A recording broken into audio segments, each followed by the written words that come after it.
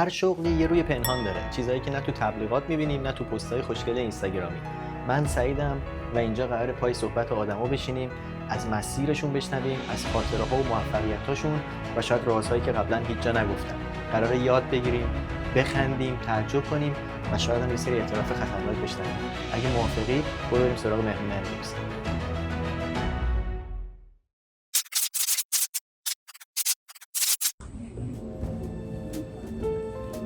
بله. سلام، ممنونم. شما خوبید؟ بخش شما کاراگاه؟ نه شما تشریف نیارید. نه اینجا محل کارم، من خودم سریع میرسم بهتون. بله ممنونم. خلاص. سلام، حالتون چطوره؟ با یه کارآگاه دیگه از تلویزیون پارسیان در خدمتتون هستیم. امروز مهمون دارم باقلوا، یعنی پسر خوشتیپ، جنتلمن، باحال، با کلی تجربه کاری توی کانادا و خلاصه می‌خوایم این باهاش صحبت کنیم ببینیم که چی داره که برامون بگه. مرتضی جان سلام، خیلی خوش اومدی. خودتو معرفی کن برامون و یه ذره از سابقه خودت بگو بهمون.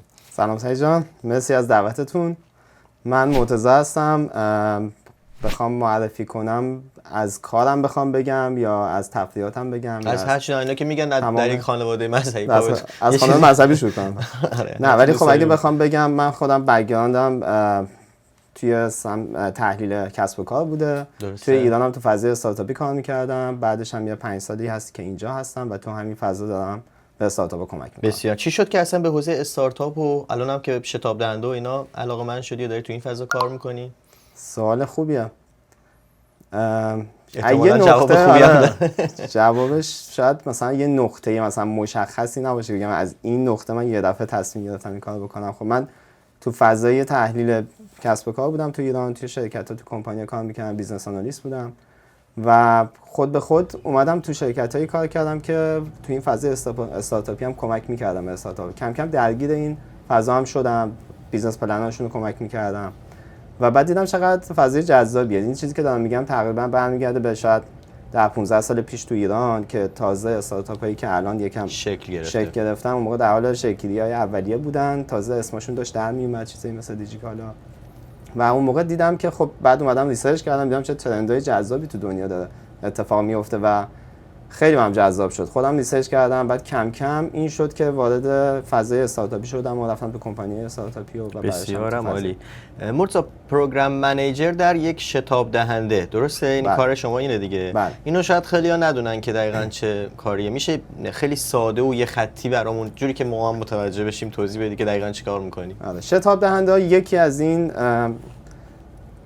اعضای اکوسیستم استارتاپی هستن. حالا میتونم بعداً توضیح بدم که هر کدوم چی کار میکنن، ولی نقش شتاب دهنده ها از این همونجوری که از اسمشون پیداست اینه که تو مراحل اولیه یک کسب و کار کمک میکنن یه شتاب اولیه بگیره، هول میدن. آره، ما نقشمون همون شتاب دهنده است. ما در واقع میریم این استارتاپ هایی که این پتانسیل شتاب داده شدن و دارن رو پیدا میکنیم و بهشون کمک میکنیم و بهشون مشاوره میدیم. کوچینگ و منتورشیپ کور ولیویی که ما داریم در واقع. من چرا خندیدم، یه شوخی بیمزه اینا که شوهرم ما شوهر خاله میگن یادم اومد.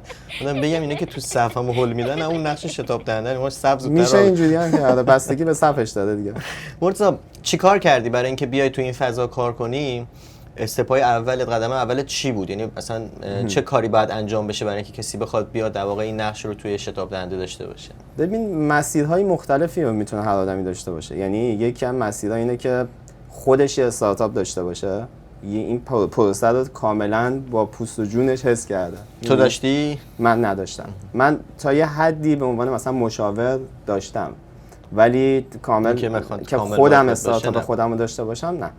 ولی این یه مسیره. خب بعضیا توی استارتاپی بودن درگیر تمام مراحلش شدن، یعنی توی بحث‌های لیگالش، تو بحث‌های فایننسش، تو بحث مارکتینگش، سلزش، همه اینا نیاز به مثلا یادگیری داشتن. بعد که تمام اینا خودشون یاد گرفتن، این مراحل طی کردن، تقریبا شرایط اینو دارن که به عنوان یک کوچ بتونن به یه استارتاپ دیگه هم کمک کنن که این مراحل رو سپری کنه. لزوما نباید همه اینا تخصص.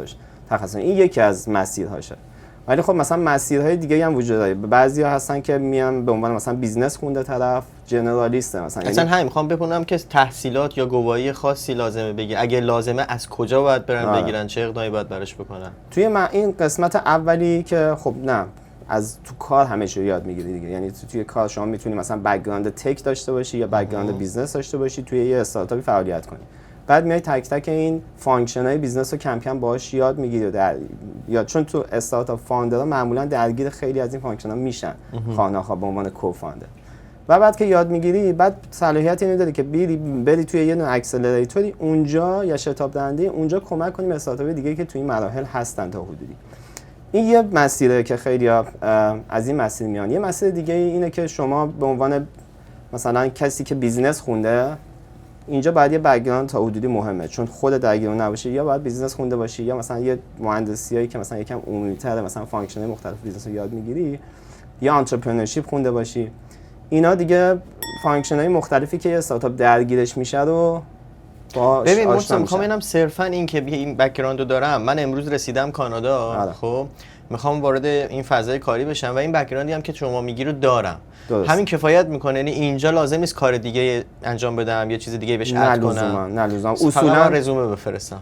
آره، ولی خب اصولا توی کانادا اگه تو اینجا یه مدرک لوکالی داشته باشی ارزش بیشتری داره و کارو برات آسان‌تر میکنه. چه مدرکی دقیقاً، چه رشته یادم بخونه برای همین موضوع مناسب تره؟ ببین خیلی پروگرام مختلف هست، هم تو کالج‌ها هست، هم تو دانشگاه هست. مثلا من چیزی که خوندم خودم مستر آنترپرنورشیپ بودش تو دانشگاه TMU. درسته. که این اومد یه پروژکت بیس اومد گفته شما اگه یه استارتاپ بخواید راه بندازید دقیقاً کجا شروع می‌کنید. اول مارکت ریسرچ رو بهت یاد میدن، بیزنس مدل رو میفهمی، مفاهیمشو، و تک تک اینو مراحل رو جلو میری تا کامرشیالایز کنی اون بیزنسی که در واقع میخوای انجام بدی. این مثلا یه پروگرام بود که تو A to Z لانچ یه محصول یا سرویس رو در واقع یاد میگیری. درسته. و این خب یه پروگرامی که بهت کمک میکنه وقتی میری تو اون جایگاه هم بتونی کمک کنی.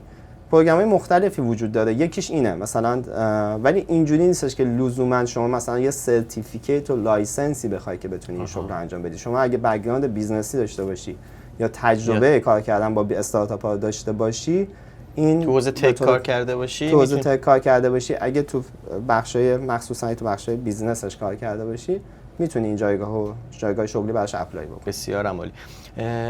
شما یه سری پروگرام برای استارتاپ‌ها طراحی می‌کنید. من می‌خوام ببینم که اینا چجور شکل میگیره، این برنامه چطور شکل میگیره، یه توضیح اینجوری بهمون میدی؟ یه جوری کار ما هم شبیه یه استارتاپه خودش. یعنی ما میایم اول می‌بینیم که آقا بازار چه نیازهایی رو داره برای ما و از اون نیاز سنجی می‌فهمیم که چه پروگرامی نیازه. می‌بینیم آقا تو اکوسیستم، تو مارکت ما در واقع بازار الان نیازهای مشخصی که استارتاپ‌ها دارن چیان، تو چه استیج هایی، مثلا هر کدوم توی مراحلی یه کمک‌هایی نیاز دارن و بر اساس اون مرحله و کمک‌هایی که نیاز دارن ما میایم یه پروگرام دیزاین می‌کنیم که این پروگرامه میتونه شامل کوچینگ باشه، میتونه شامل منتورشیپ باشه. بعضیاشون توی مراحلی نیاز به آفیس دارن، بعضیاشون نیاز به فاند ریزینگ دارن، بهشون کمک می‌کنیم که فاند ریز کنن، سرمایه‌گذار پیدا کنن.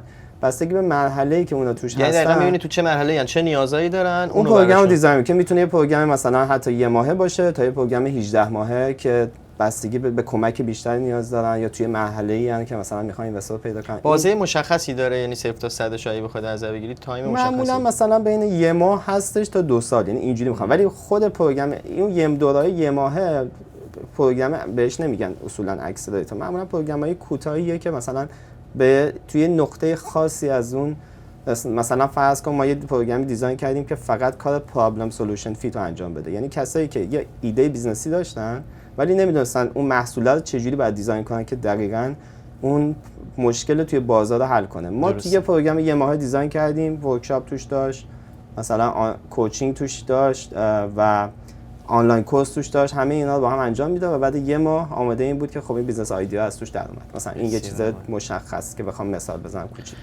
بریم بیایم یه چند تا سوال دیگه بپرسیم.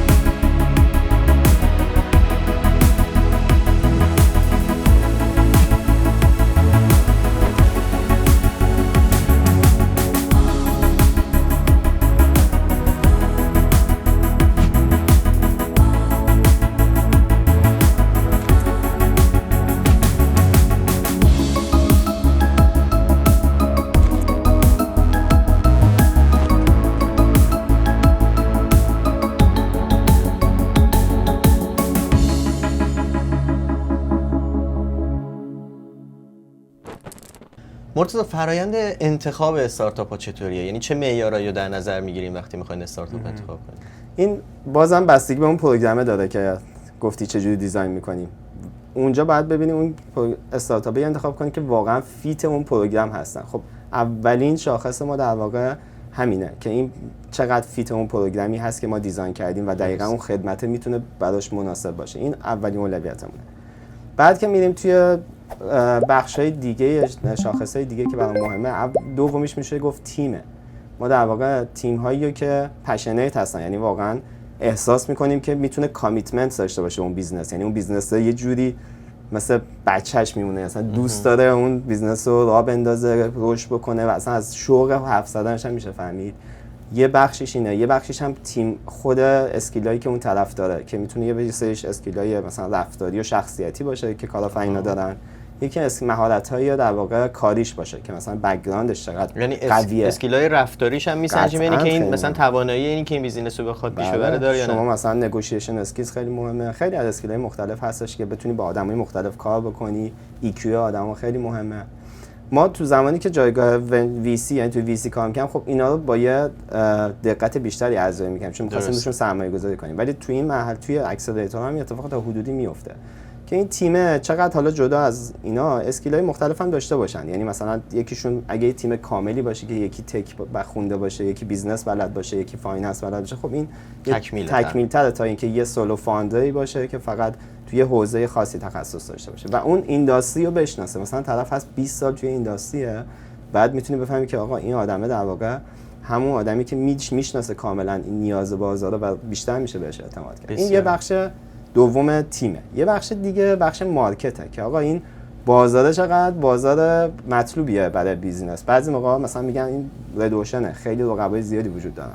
بعضی وقتا شما یه نیش مارکت خوبی رو پیدا کردی که کسی هم برای اون هنوز سولوشنی نداره تو بازار و خب این خیلی ارزشمنده که شما رفتی یه جایی یه مارکت ریسرچ کردی که فهمیدی دقیقاً کجا گپ بازار و اون خب این خیلی جذابه. تقاضای بازار رو در واقع پیدا کردی. و بعدی میتونم بگم اسکیلبیلیتیه که حالا این بیزنس چقدر اسکیلبل هست که این استارتاپ چون اصلا مفهومش فرقش با اسمال بیزنس اینه که شما قابلیت رشد نمایی داری. یعنی شما وقتی مثلا رشد میکنی خطی نیستش، یعنی شما میتونید این بیزنسی که کاملا به راحتی میشه با یه هزینه‌های کوچیکی اسکیل بشه، نیازی نداره به اینوستمنت‌های خیلی سنگین که بعد مثلا یه رشد خطی داشته باشه. چه جالب، من همیشه فکر می‌کردم که لازمه که یه عدد خیلی زیادی تزریق بشه که یه استارتاپ بتونه در واقع این نه لزوما این هم میتونه باشه، بعضی بستگی به استارتاپ داره. یعنی شما وقتی روی دیوایس می‌خوای اینوست کنی یه اینوستمنت اولیه میشه ولی رشدش بازم رشد نماییه، چون اون مثلا محصولیه که به راحتی میتونه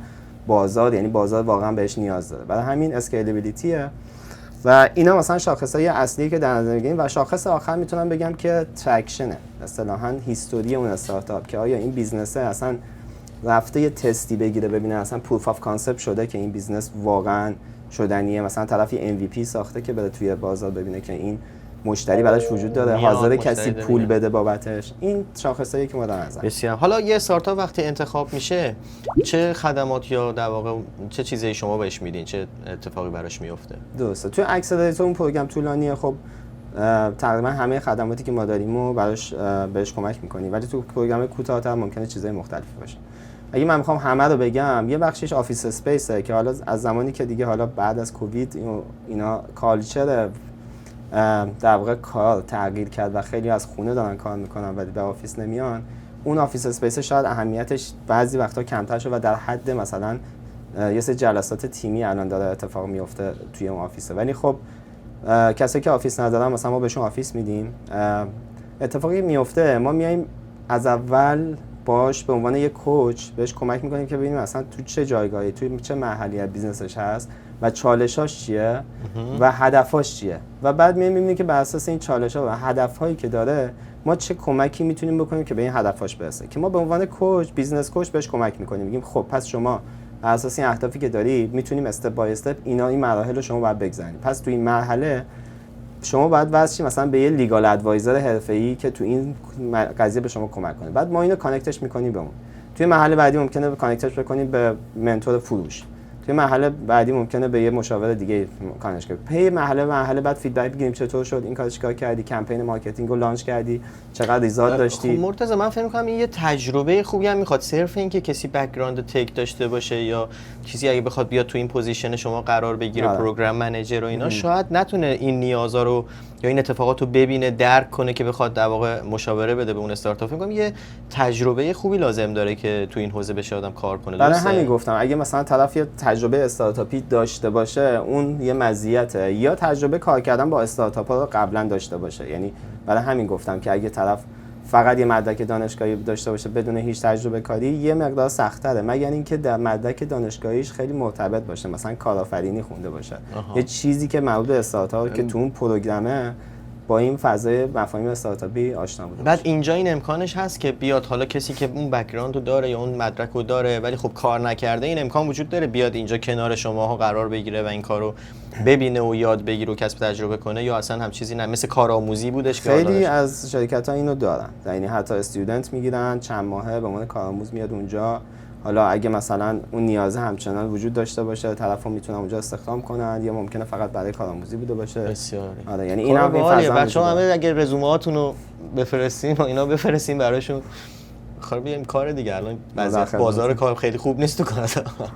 خب مرتضی به من بگو چالش‌های اصلی این کار چیه؟ این مثلا چه چالش‌ها و چه اتفاقاتی ممکنه باعث بشه که حالا دردسر براتون پیش بیاد دیگه؟ میخوام ببینم که ما همش از خوبی‌ها و اتفاقات شغلا میگیم، میخوام ببینم برعکسش چطوریه. کلا همش دردسره دیگه این کار. ما با دردسر چالش سر کنیم. یعنی اصلا اون نیازه نفرستید رزومه‌هاش. یعنی از یه چالش اون بیزنس شروع شده دیگه که اومده سراغ ما که آقا من مثلا چون اگه یه چیزی همه چی خوب باشه توی استارتاپ که چرا میان سراغ شتاب دهنده؟ من مثلا تیم کامله همه چی داره خوب پیش میره محله اینا چون یه نیاز و چالشی دارن میان سراغ ما و ما هم خودمون رو درگیرش میکنیم که بتونیم کمک کرده بکنیم و بتونیم اون مرحله بگذره اون استارتاپ. بخاطر همین کلا جذابیتش اصلا همین چالش هایی که بیزنس دادن مثلا یه بخش از جذابیتشه و آره همین میتونم بگم همینه. مرتضی از نظر درآمدی چی؟ جایگاه درآمدی این شغل چیه؟ درآمدش خوبه؟ حالا ما نمیخوایم حقوق تو به صورت دقیق ما بگی، ولی میخوام ببینم کسی که میخواد بیاد وارد این شغل بشه، این کار رو انجام بده، چه ایده و تصوری داشته باشه نسبت به درآمدی که میتونه کسب کنه از این کار. ببین درآمدش توی رنجی میتونه باشه. اینجا هر پوزیشنی شما هر چیز دیگه‌ای هم مثال بزنی بستگی به کمپانی که کار می‌کنی و سطح مسئولیتایی که داری و پوزیشنی که داری و سایز کمپانی و همه اینا درآمد توی رنجی میتونه باشه. اینم مثلا بستگی داره واقعا. مثلا یه سری کمپانی اکسلراتور هستش که مثلا شما مثلا یه دونه پروگرام منیجر داره یا 10 تا که خود این تاپیک هم خودش فرق میکنه. یکی به یه شرکتی میگه پروگرام لیدز، یکی میگه پروگرام کوردینیتور، یکی میگه پروگرام اسوسییت. یعنی اسمای مختلفی داره توی اکسلراتور مختلف این رولی که در واقع دارم میگم. ولی خب این میتونه یه رنجی داشته باشه. من میتونم مثلا یه رنجی بگم که واقعا شاید نتونم 100% بگم درسته، چیزی که حسمه اگه بخوام میتونم بگو بهمون بزن. آره مثلا شاید مثلا یه رنج سالیانش مثلا یه چیزی بین 70,000 تا 130,000 تا چیزی که خیلی بازیه. ها. خب آخه واقعا فهم میکنه دیگه که تو چقدر سطح مسئولیت ها بعد لول چند سال تجربه داشته. آره خود اون آدمه فرق میکنه دیگه. یعنی مثلا میخوام چه جوری این کسب تجربه باعث میشه که این پیشرفت کنه یا اینکه اتفاق دیگه پارتی اینا تاثیر نداره. ببین هر پوزیشنی شما پارتی به استخدامت ممکنه تاثیر داشته باشه ولی به حقوقت خیلی نه. هر پوزیشنی اصولا حتی تو جاب اپلیکیشن هم که بخواید مثلا بری فول کنین نوشته که این پوزیشن مثلا از یه رنج نوشته. اون یعنی هر پوزیشن یه رنجی داره. بعد بسته به خصوصیات اون آدمه که مثلا تو اون فیلد چند سال کار کرده و چقدر مثلا تجربه داره میتونه مثلا بالاترین یا پایین‌ترین سطح اون رنج رو داشته باشه. این هستش. حالا این که من این رنج رو بازتر کردم به خاطر اینه که هر شرکتی رنجش با رنج شرکت دیگه هم فرق می‌کنه. مثلا توی شرکت رنجش 70 تا 80 توی شرکت رنجش مثلا 110 تا 120 مثلا. صحبتامون گفتگون تا اینجا خوب بوده؟ راضی بودی؟ خدا راضی باشه. بریم بیایم بذاره فضا رو عوض کنیم. آخه یه جوری هم اساسا من روم نمیشه یه سری کارا رو مثلا یه سری سوالا رو ازش بپرسم و اینا. خیلی اصلا با شخصیت و جنتلمن. ولی بریم بیایم درستش میکنیم. خداش.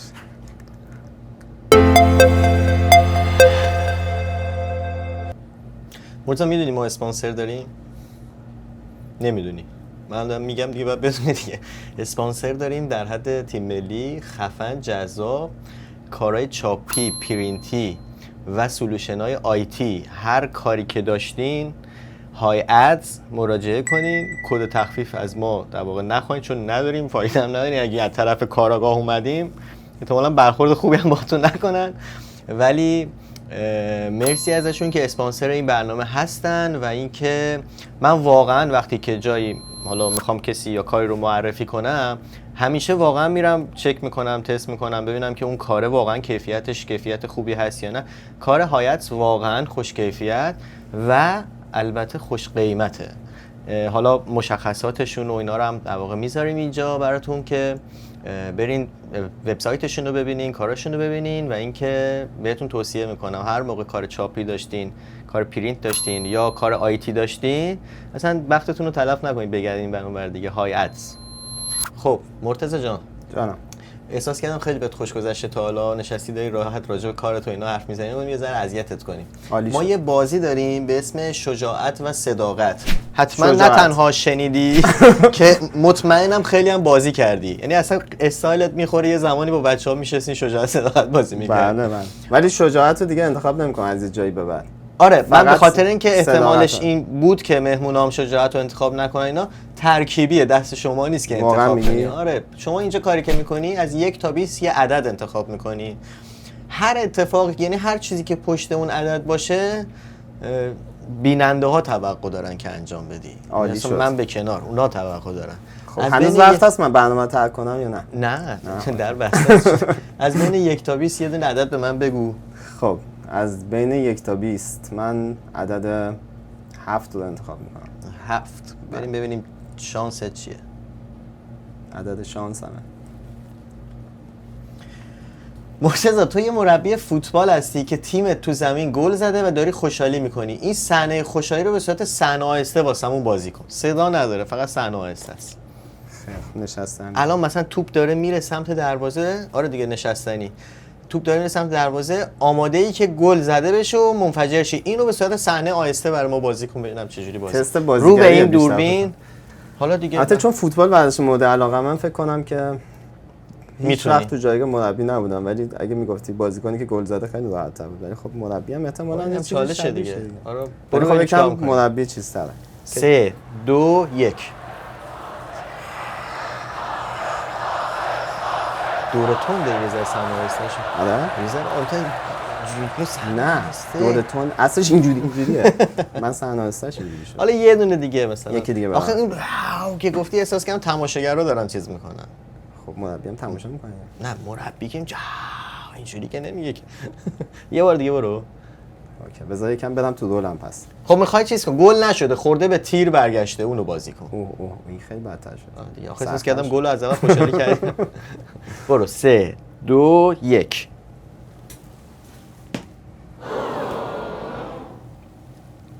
حسش تو دست درد نکنه بشین.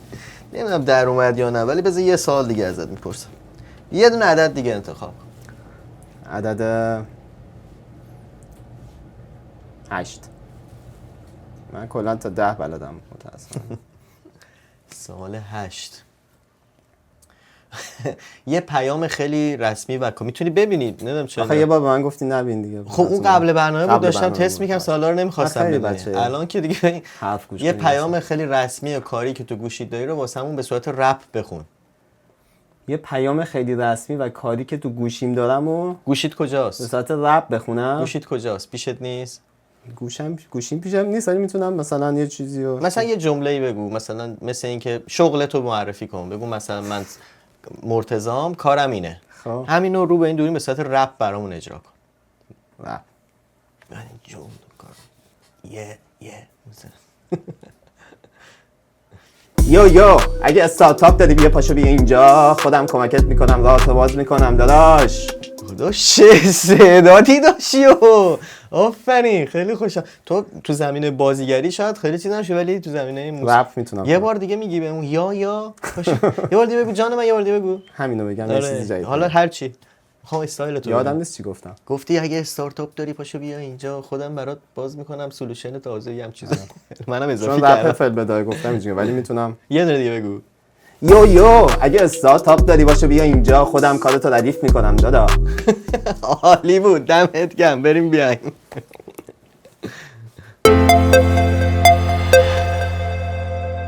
مرتضی بعد از این لحظات شادی که برامون ساختی واقعا ممنونم ازت. ادامه بدیم؟ بله. مرتضی چه باور غلطی توی این شغل وجود داره که تو دلت میخواد اینو اصلاحش کنی؟ حالا چه بین کسایی که استارتاپ دارن، چه بین عموم مردم که در واقع میشنون اینها رو. باور غلطی هست که تو بخوای عوضش کنی؟ آره بعضی چیزا هست. خب آدما چون اطلاعاتشون کافی نیست بعضی وقتا یه چیزایی رو به اشتباه فکر میکنن که وجود داره توی اکسل. یکی از رایج‌ترینش اینه که فکر میکنن که سرمایه گذاری اتفاق میفته روی استارتاپشون وقتی که توی شتاب دهنده پذیرش میگیرن.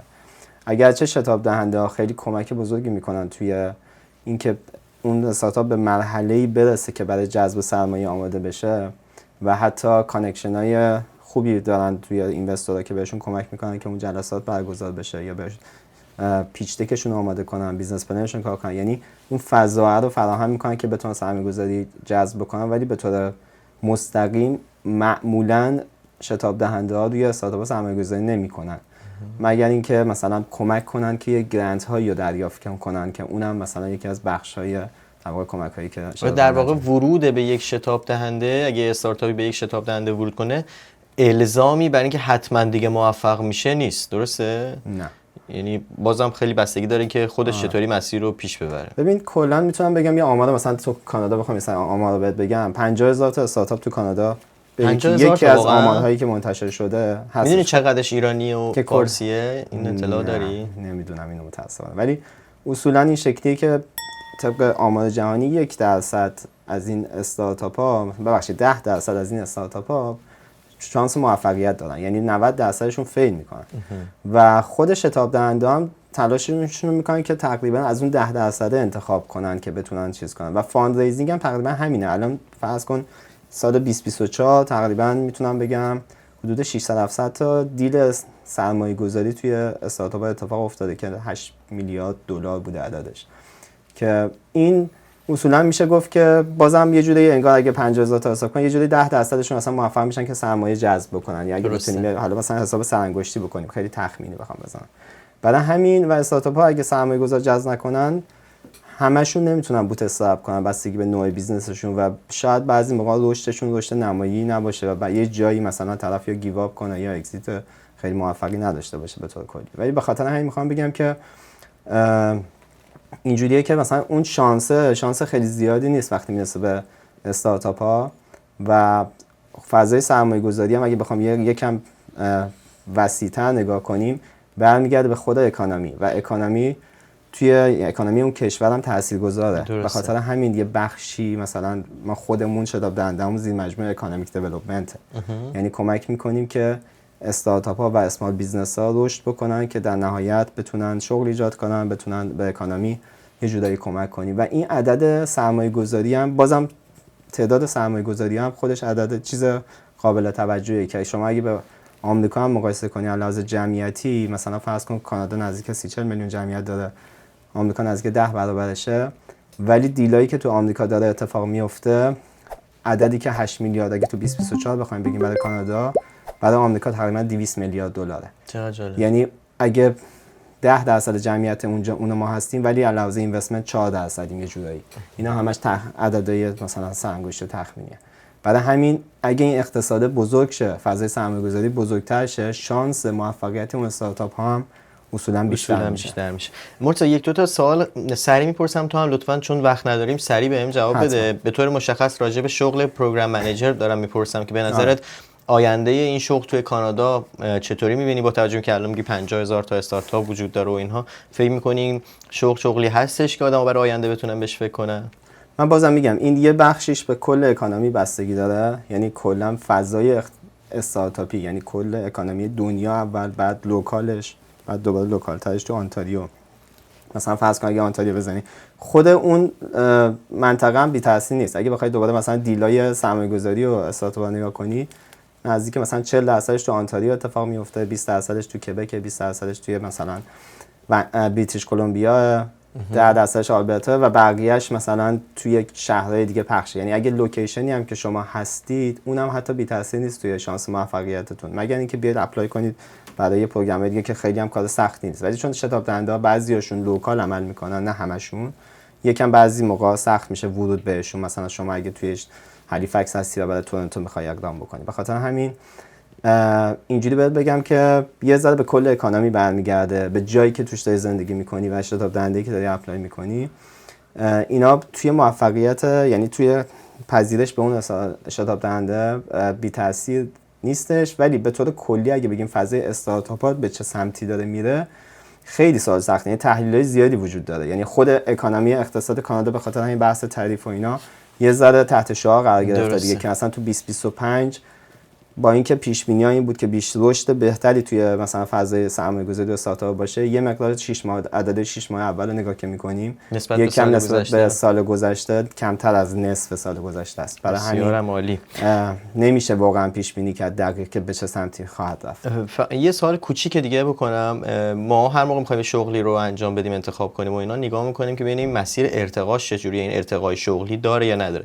تو این شغل وجود داره این مسیر ارتقای شغلی؟ یعنی میتونه آدم پیشرفت کنه؟ خیلی بستگی به اون استراکچر اون شرکت داره. مثلا اگه شما چون اینکیوبیتور اکسلراتور بعضیاشون زیر مجموعه مثلا مونسیپالیتی ها مثلا شهرهای مختلفن، بعضیا زیر مجموعه دانشگاهن، بعضیاشون یکم خصوصی ترن. برای همین اینا اون در واقع 4 سازمانی‌های مختلفی دارن. بعضیاشون مثلا یه دونه پوزیشنه که بالایش مثلا منیجر کل مثلا دپارتمانه. شما دیگه خیلی شانسی ندارید که مثلا بجز اینکه اون رول منیجر رو بگیرید جایگزین اون بشید. ولی بعضیا هستش که مثلا 20 تا پوزیشن مختلف دارن تو اون کمپانیشون که حتی مثلا جاب روتیشن انجام میدن، از یه پوزیشنی میذارن توی گروه دیگه، مثلا میذارن تو بحث پارتنرشیپ، بعد میذارنش تو بحث سلکشن، بعد میذارن تو پروگرام دیزاین، میدونی، بعد تو جایگاه تو چارتای جای مختلف چارت میتونید رشد کنید. برای همین کمپانیایی که بزرگترن اصولاً بیشتر جای شانس بیشتری داری که شما بتونی مثلا پوزیشن‌های بالاتر بگیری. بسیار عالی. مرتضی، توصیه‌ای داری برای کسی که میخواد امروز در واقع به این شغل فکر کنه، وارد این شغل بشه، ولی هنوز دو دله، نمیدونه باید انجام بده یا نده؟ من یه توصیه کلی که بخوام بگم، اصلا هر شغلی به نظر من این که علاقه داشته باشه. یعنی واقعا چون الان اصلا دنیا این شکلیه که حتی دانش شما هم تا حدود زیادی یعنی تو اولویت بعدی قرار میگیره، چون که خیلی دیتا تو دنیا هست الان، چت جی پی تی و ای آی خیلی کمک میکنه که شما خیلی سریع به اون مرحله دانشی برسی. حالا تجربه کاری ندارم.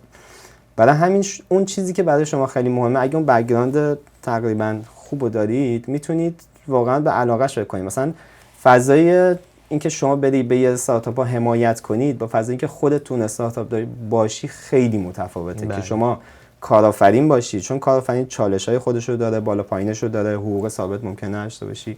ولی اگه بخواید تو فضای حمایت از استارتاپ باشی، تو درگیر اون چالش‌ها نیستی. شما مثلا یه در واقع حقوق ثابتی داری میگیری، ولی در این حال هم یه جوری داری اون تجربه ها رو حس میکنی که آدم، یعنی برای یادگیری خوبه.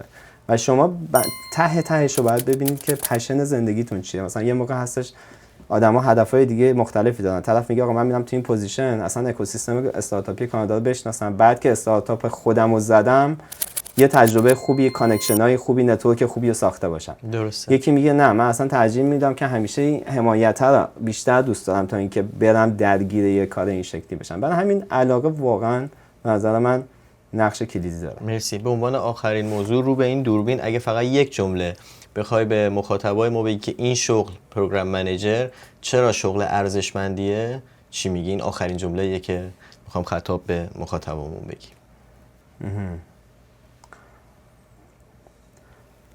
من حس میکنم پروگرام منیجر توی یه شتاب دهنده یکی از کارهاییه که علاوه حسی که به شما میده، این که شما مثلا یه فرایندی رو توی بیزنس میبینی که طرف یه سری چالش‌ها درگیرشه، بعد میای بهش کمک میکنی، از اون چالش‌ها رو میکنی، بعد حسشو میبینی، میبینی چقدر خوشحاله. بعد این موفقیت هایی که در واقع این بیزنس داره، درسته که بیزنس خودت نیست، ولی اون حس حمایت کردن ازش واقعا ارزشمند و لذت بخشه. برای خود من که حتما اینطور میده.